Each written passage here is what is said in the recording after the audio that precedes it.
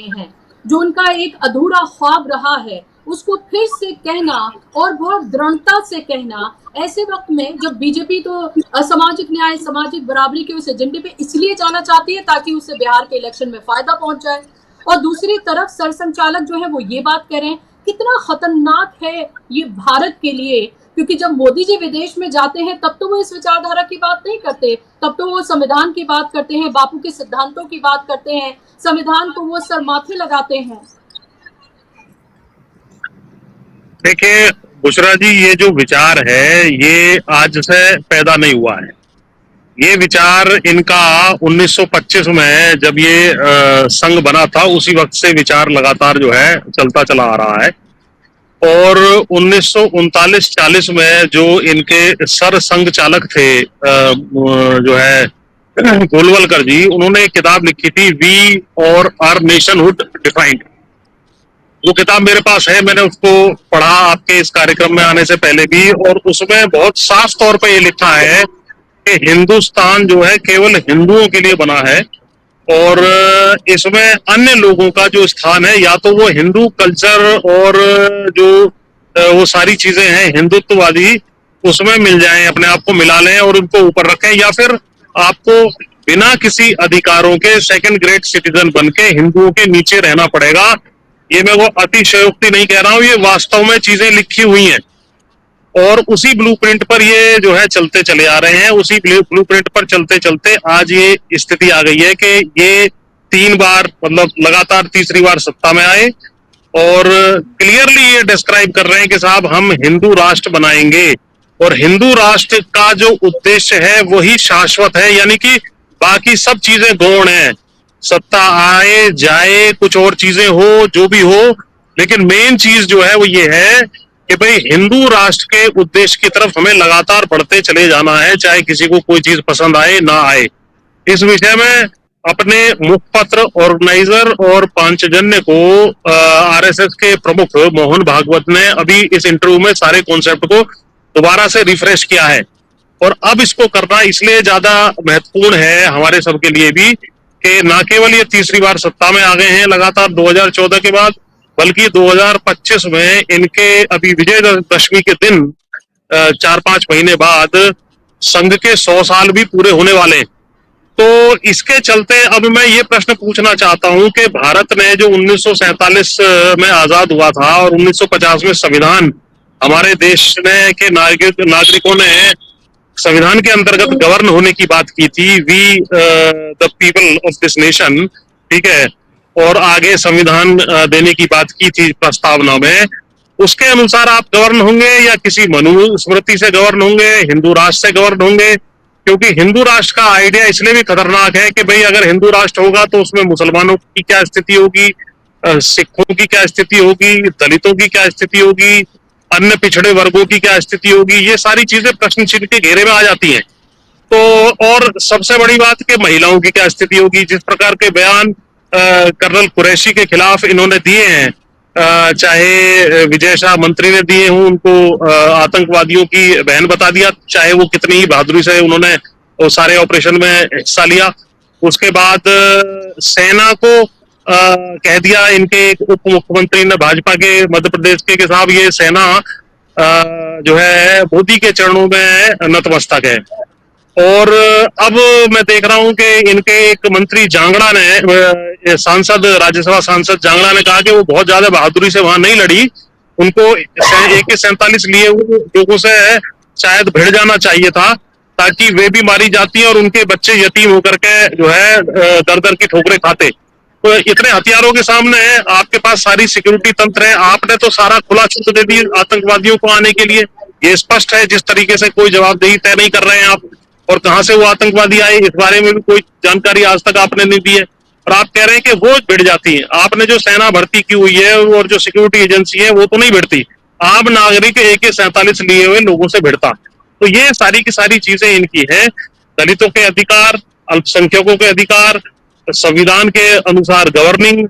और आज तो एक चीज और हद हुई है, गुजरात में इन्होंने जो कर्नल कुरैशी है उसकी परिवार को और उनको सबको बुला करके वहां अपने ऊपर जो है पुष्प वर्षा भी कराई है कि साहब हम थे जैसे असली। तो ये इनकी नीचता और राष्ट्रवाद को केवल वोट के लिए इस्तेमाल करना और एक दूसरे से सारी कम्युनिटीज को भिड़ाना, ये वास्तव में दिखा रहा है कि धीरे धीरे जो देश है वो हो सकता है सिविल वॉर की तरफ चले जाए, ऐसी स्थिति मुझे लगती चली जा रही है। और ये सारा बयान जो इन्होंने दिया है, क्योंकि ये ऐसा नहीं है कि हवा में दिया है, इंटरव्यू के रूप में है, छप चुका है, तो इसमें वास्तव में मोहन भागवत के खिलाफ सेडिशन का, देशद्रोह का और देश में सिविल वॉर कराने का, एक कम्युनिटी से दूसरी कम्युनिटी को भिड़ाने का मुकदमा कायम होना चाहिए, बहुत जिम्मेदारी से और बड़ी निर्भीकता से मैं कह रहा हूं, और इनको तत्काल जेल में डाल देना चाहिए। और यदि इसको सरकारें ना करें तो जो है सुप्रीम कोर्ट को तत्काल संज्ञान लेकर के और इनको अंदर जेल में डालना चाहिए। जिस प्रकार से आनन फानन में प्रोफेसर महमूदाबाद जो अशोका यूनिवर्सिटी के प्रोफेसर थे, उनके एक बयान को तत्काल संज्ञान में लेके उनको जेल में डाला गया था और बाकियों को छोड़ने का काम कर दिया इन्होंने, तो महमूदाबाद की तरह इनके भी ऊपर भी जो है एक्शन होना चाहिए। वो जो वुमेन्स कमीशन है, जो जांगड़ा की जो अध्यक्ष है हरियाणा की, वो जांगड़ा के बयान क्यों नहीं देती है कि भाई जांगड़ा ने तो क्लियर ही कह दिया कि ये जो है कायर महिलाएं थी, नहीं तो ये वहां भिड़ जाती, वो तो चार थे, ये इतने सारे लोग थे, ये जो है कुछ ना कुछ कर सकते थे, उनके खिलाफ संघर्ष कर सकते थे, उन्होंने संघर्ष नहीं किया। लेकिन जांगड़ा जी को अगर हम 2 दिन के लिए कह दें कि जाओ वहां पर बंदूक संभाल के संघर्ष कर लो, तो ये जो है हो सकता है देश छोड़ के भाग जाए। तो ये जो है कायरों की एक संस्था है, हिंदू राष्ट्र हम किसी हालत में बनने नहीं देंगे। ये जो है सभी लोगों का देश है, इसी की ये खूबसूरती है। ये केवल सिविल वॉर कराने की नियत से, भिड़ाने की नियत से, राजनीतिक लाभ उठाने की नियत से, और वास्तव में हिंदू राष्ट्र क्या है उसकी भी डेफिनेशन मैं बता देता हूँ। हिंदू राष्ट्र ब्राह्मणों का राज्य है, ये भी साफ है। केवल इसमें हिंदू सबको बना करके ब्राह्मणों का राज स्थापित करने की, उनका वर्चस्व स्थापित करे रखने की ये एक चाल है। इसको हमारा देश बिल्कुल भी बर्दाश्त करने वाला नहीं है।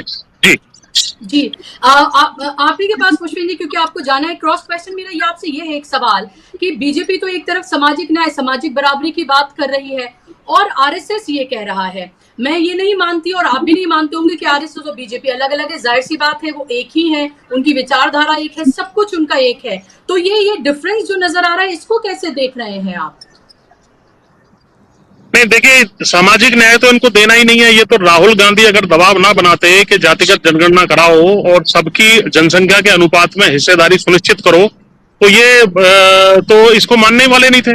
लेकिन जब इन्होंने इस इशू का बहुत बड़ा झटका संविधान बचाने का और सामाजिक न्याय का 240 सीटों के रूप में जो है इनको परिणाम भुगतना पड़ा 2024 के आम चुनाव में, तब इनको लग गया और ये चीजें अब बिहार के चुनाव में प्रभावित कर सकती हैं जनमत को। तो इन्होंने सोचा है कि क्रेडिट ले लेंगे। क्रेडिट जीवी है, ये जो बाकी लोगों को किसी को आंदोलन जीवी, किसी को परजीवी बताते हैं, ये क्रेडिट जीवी, कैमरा जीवी, प्रचार जीवी है।